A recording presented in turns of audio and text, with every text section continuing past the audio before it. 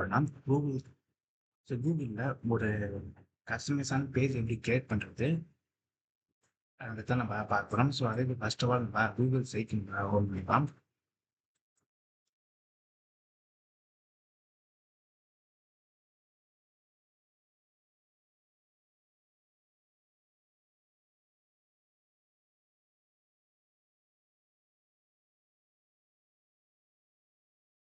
So okay, உங்களுக்கு இந்த ஒரு பேஜ் ஓப்பன் ஆகும். ஸோ இதில் வந்து நம்ம கிரியேட் வெப்சைட் அப்படின்னு நம்ம கொடுக்கலாம். கொடுத்த உடனே நமக்கு அனதர் பேஜ் நம்மளுக்கு ஓப்பன் ஆகும். ஸோ ஓகே, இது நமக்கு ஒரு பேஜ் இருக்குது. ஸோ இதில் தான் நம்ம வெப் பேஜ் வந்து எப்படி வந்து நமக்கு வரணுன்றது நம்ம இடத்துல கஸ்டமைஸ் பண்ணிக்கலாம். ஸோ இந்த இடத்துல நம்மளோட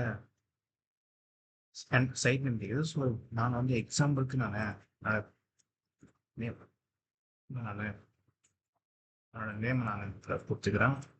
ஓகே, ஸோ இந்த மாதிரி நம்மளோட பேஜ் டைட்டில் நம்மளோட பேஜுக்கான டைட்டில் நம்ம கேட்குது. ஸோ அதுக்கும் நம்ம ஒரு நேம் கொடுத்துக்கலாம். ஸோ அதுக்கு நான் ஒரு நேம் கொடுத்துக்கலாம்.